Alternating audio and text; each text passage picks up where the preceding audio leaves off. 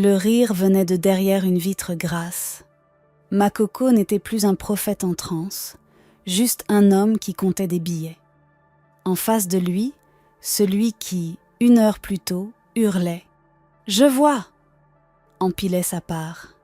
La main du témoin tremblait sur son téléphone. Dehors, la nuit étirait des ombres longues sur la poussière. Une voix lui souffla. « Film, prouve-le. » Cette histoire se déroule dans un village calme au cœur du Nigeria. Là-bas, la foi n'était pas qu'un mot, c'était une manière d'habiter le monde. Les églises poussaient comme des arbres, chacune promettant la route la plus rapide vers le salut. Au centre du village, une humble chapelle de chaume, toiture percée, mais toujours pleine à craquer à l'intérieur, un homme dont le nom suffisait à faire baisser les yeux, le pasteur Makoko. Il hypnotisait par sa voix, il galvanisait par ses gestes et ses miracles, colportés de bouche en bouche, franchissaient les frontières du village pour atteindre les grandes villes. Peu importait que la pluie traverse la tôle et dégouline sur les fidèles. Ce n'était pas la bâtisse qui attirait, mais l'homme qui s'y tenait. Makoko avait une règle étrange, non négociable. « Fermez les yeux quand je prie désobéir », disait-il. C'était inviter le mal à vous arracher la vue. Sa voix savait souffler la peur comme on souffle sur un feu. Alors tous obéissaient. Un jour, un voyageur arriva. Akin. Pas insolent, pas téméraire. Juste décidé à voir par lui-même. Il entra et s'assit au fond. La chaleur pesait sur ses épaules. L'air sentait le palmier brûlé et la poussière. « Fermez les yeux !» lança Makoko. Les paupières se fermèrent comme des volets. Mais Akin fit une chose simple. Il garda un œil entrouvert juste un fil de lumière. Et ce qu'il vit n'avait rien de mystique. Des mains qui ramassaient l'argent avec gourmandise. Des paniers vidés en hâte vers l'arrière. Un regard furtif qui balayait la salle pour s'assurer que personne ne voyait. La prière se termina. La voix de Makoko roula comme un tonnerre sec. « Toi, l'étranger, tu as désobéi à Dieu. » Les têtes pivotèrent. Akin sentit le poids d'un village entier tomber sur sa nuque. « Tu ne vivras pas jusqu'à demain, si tu ne te repens pas. » Un murmure parcourut la salle, comme un serpent glissant dans l'herbe. Akin ne répondit pas. Le lendemain, il traversa le marché. Bien vivant, il salua, acheta des beignets, et la vie continua. La rumeur, elle, s'étouffa dans les gorges. Peut-être que... L'homme de Dieu s'était trompé, Makoko resserra alors son emprise. Le dimanche suivant, la chapelle était pleine à craquer. La chaleur et l'odeur d'encens étourdissaient au premier rang. Une jeune femme priait avec ferveur. Chioma. Par réflexe, ses paupières s'ouvrirent un instant.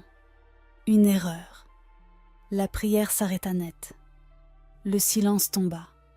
Makoko fixa la jeune femme. Sa voix claqua comme un fouet. « Tu as profané l'instant. Ta voix sera muette. Jusqu'à ce que tu te repentes, Chioma voulut protester. Ses lèvres tremblèrent, mais aucun son ne sortit. Rien. Un silence sec, brutal. Son visage se crispa, ses yeux se remplirent de larmes autour d'elle, les femmes pleurèrent. Les hommes baissèrent la tête. La malédiction semblait réelle. Dès ce jour, le silence de Chioma devint un panneau d'avertissement planté au milieu du village.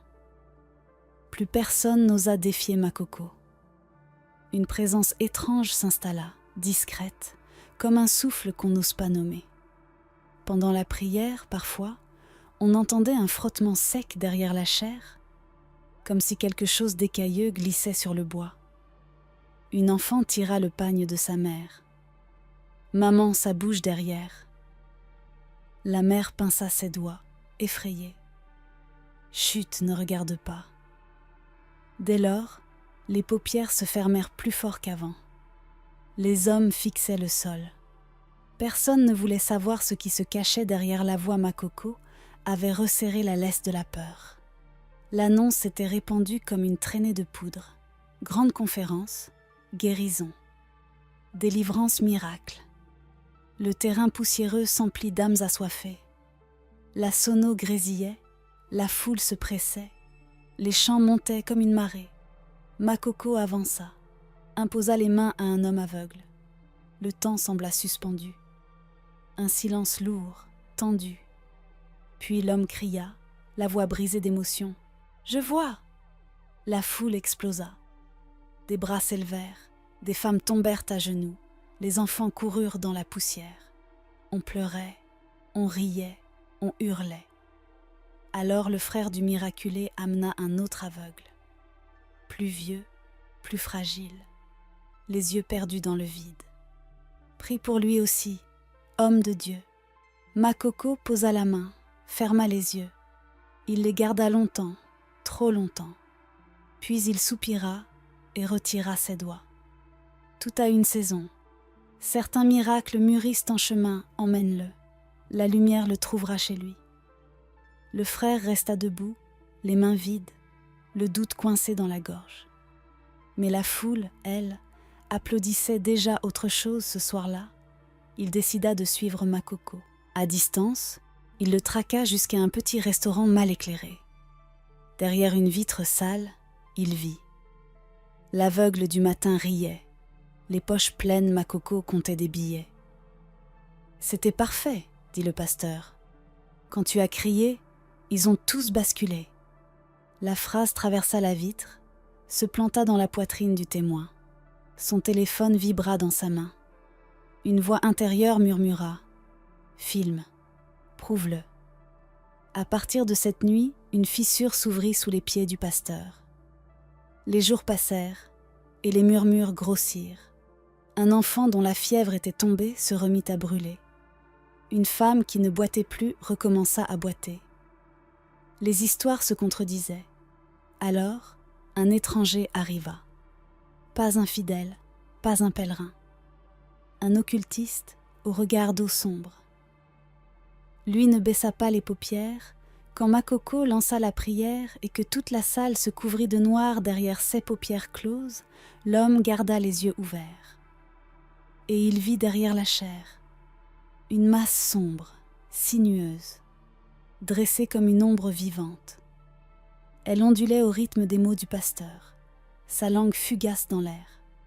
Le lendemain, il revint sous prétexte d'une consultation privée. La pièce était étroite. Une fenêtre mal jointe laissait filtrer un souffle, l'homme chercha. Pas un talisman en bois, pas une bague, pas un livre. Autre chose. Quand il repartit, quelque chose avait changé d'endroit. Et ce jour-là, le sanctuaire perdit un souffle. À partir de là, Makoko n'eut plus la même prestance. Ses gestes devinrent brusques, ses phrases plus sèches, son regard opaque, ses miracles perdirent de leur éclat. On fit la queue, on repartit avec des promesses.